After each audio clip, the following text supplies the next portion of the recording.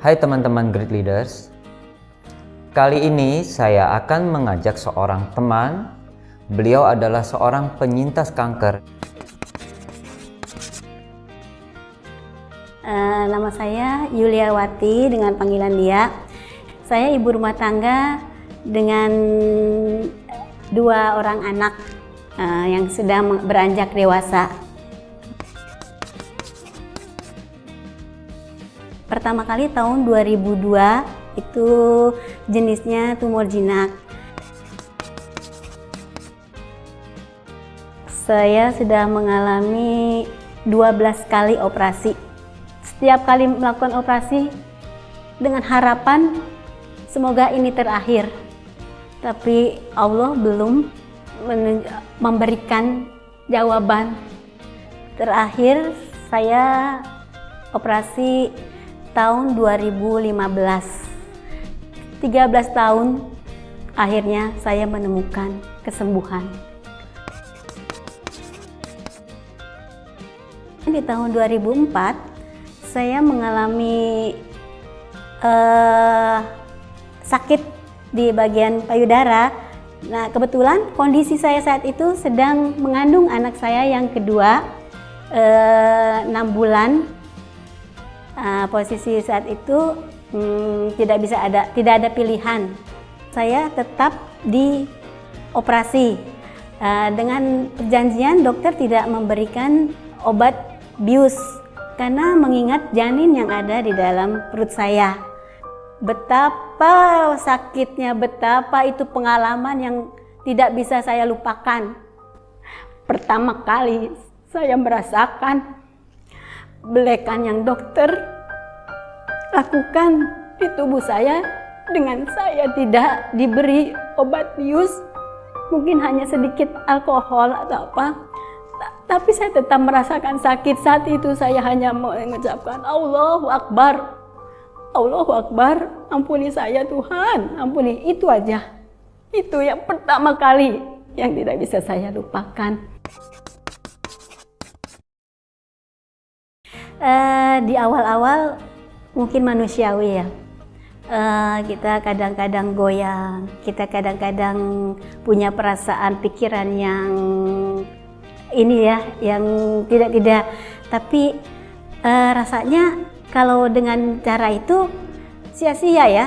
Saya berpikiran tidak bagus, makin saya berpikiran jadi makin dia akan makin menumpuk di badan saya gitu. Kayaknya nggak mungkin ini yang saya lakukan. Makanya saya berusaha untuk satu, berdamai dengan dia, bersahabat. Kadang-kadang saya ajak bicara, selain berdoa, selain meminta, ikhtiar pun saya lakukan untuk berobat ke sana ke sini. Dan kadang saya melihat keluarga saya, teman-teman semuanya, kenapa mereka support saya, kenapa saya tidak bisa? Ini yang harus saya lakukan, ini saya harus bangkit, saya harus kuat. Itu saya yakin Tuhan menitipkan ini karena Dia melihat saya bisa. Saya mencoba mencari ikhlas. Yang pasti saya tidak mau berpikiran buruk, saya tidak mau berpikiran tidak. Saya berjuang untuk tetap kuat iman saya. Walaupun Tuhan kasih lagi, saya tetap bersandar. Walaupun Tuhan kasih lagi, Tuhan tidak menjawab, saya tetap bersandar sama Dia sambil berikhtiar untuk berobat ke sana ke sini. Perlahan tetap doa lagi sampai yang tadi saya bilang, akhirnya saya menemukan di tahun ke-13 saya menemukan kesembuhan itu. Alhamdulillah. Untuk teman-teman, bila kita dititipkan atau disenggol atau apa sama Allah untuk salah satu penyakit atau apa, kita di sana berusaha berdamai. Kalau kita berdamai dengan itu, kita akan dapat ketenangan hati, kekuatan. Memang impian kita adalah sehat, enak, sehat itu enak. Tapi walaupun kita sakit, itu tidak menjadi penghalang untuk kita untuk tetap maju, untuk tetap berkarya sampai sekuat kita, sampai batas yang kita ini. Di samping kita tetap ikhtiar, kita tetap berdoa, kita tetap bersandar. Di tahun 2020 ini Tuhan mulai menitipkan lagi satu penyakit di badan saya. Saya hanya berpikiran ini bentuk kasih sayang Tuhan sama saya. Teman-teman, saya sangat mengagumi semangat dan cara berpikir dari teman saya ini untuk mengatasi penyakitnya. Seperti sebuah pepatah mengatakan, saya memiliki kanker, tetapi kanker tidak memiliki saya. Yang saya ingin tanyakan kepada teman-teman, ada berapa banyak di antara teman-teman yang menyaksikan channel YouTube ini yang mengalami kondisi lebih berat dari teman saya ini? Setiap orang menghadapi kesulitan, apakah itu di rumah maupun di pekerjaannya. Akan tetapi, mari kita belajar dari teman saya. Menurut saya, satu hal terpenting yang dimiliki oleh teman saya adalah hati yang ikhlas. Keikhlasan dalam menerima sesuatu membuat teman saya mengalami kondisi kedamaian secara hati. Walaupun kita tahu bahwa penyakit seperti itu begitu melelahkan dan menyakitkan. Akan tetapi, ketika hati kita berdamai, ternyata kita akan mampu mengalahkan penyakit yang kita hadapi. Berikut saya ceritakan suatu kisah. Suatu hari ada seorang ibu yang mendatangi konselor. Ia mengeluh karena merasa hidupnya begitu banyak tekanan. Ia merasa pekerjaan di rumah tidak ada yang membantunya.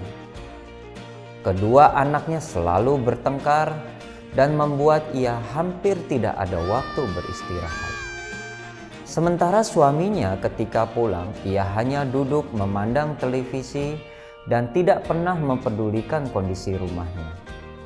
Ia merasa sangat tertekan dan merasa hidupnya terlalu berat. Pada sesi relaksasi, konselor tersebut meminta sang ibu untuk tiduran di sofa dalam keadaan hening, tanpa ada suara apapun, dan membiarkan sang ibu itu merasakan kesendiriannya. Pada awalnya, sang ibu merasa nyaman dengan kesendiriannya. Akan tetapi, setelah beberapa waktu, ia merasa begitu sunyi, begitu hening. Ia biasa mendengarkan anak-anaknya yang sedang bermain. Mereka begitu bergembira, walaupun terkadang mereka bertengkar. Raut wajah sang ibu mulai berubah menjadi murung. Kemudian, setelah sekian lama, ia terus berdiam diri dan memikirkan kondisi di rumahnya. Tiba-tiba ia merasa begitu kesepian. Ketika biasanya ia melihat suaminya yang duduk di sofa sambil menonton televisi, namun saat ini ia hanya merasakan keheningan, hening dan hening. Ia pun mulai menangis, merasakan sesuatu kehilangan saat keheningan tersebut. Apa yang terjadi pada ibu ini? Pada awalnya ia mungkin merasa nyaman dengan kesendiriannya. Ia kesal dengan suasana yang ia hadapi sehari-hari. Namun ketika konselor mengajak ibu ini untuk mengalami suatu kondisi kesendirian, ia justru merasakan betapa hangatnya keluarganya. Walaupun ada keributan, ada pertengkaran, tetapi anak-anak itu selalu memberikan keceriaan kepadanya. Walaupun suaminya pulang dan hanya menonton televisi, tetapi keberadaannya sangat memberi arti bagi ibu ini.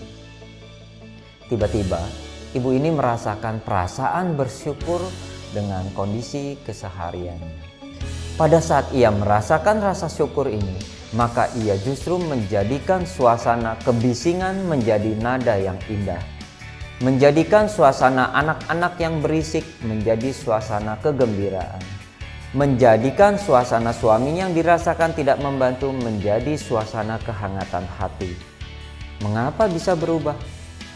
Jawabannya, karena pada saat itu sang ibu ini telah diliputi perasaan bersyukur, bersyukur, dan bersyukur. Nah, sahabat HCSI, ternyata rasa syukur itu sangat luar biasa.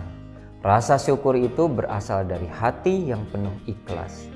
Seperti teman saya, ketika penyakitnya datang kembali, ia hanya mensyukuri bahwa sahabatnya datang. Ketika mengalami penyakit yang lain, ia selalu bersyukur karena ia meyakini bahwa ia memang mampu diberikan cobaan tersebut. Itulah kekuatan rasa bersyukur yang luar biasa. Walaupun Anda memiliki kekayaan tanpa rasa syukur, maka Anda akan terus merasa kekurangan. Walaupun Anda memiliki anak buah yang begitu bekerja keras, tanpa rasa syukur Anda akan melihat kekurangan mereka. Walaupun Anda memiliki jabatan tinggi tanpa rasa syukur, maka Anda akan terus merasa terancam. Sahabat HCSI, mulai sekarang berinvestasilah dengan rasa syukur, selalu bersyukur, bersyukur, dan bersyukur. Salam Great Leaders, saya Hengki Ong, ditemani sahabat saya Mbak Lia dari Human Capital Solution Indonesia.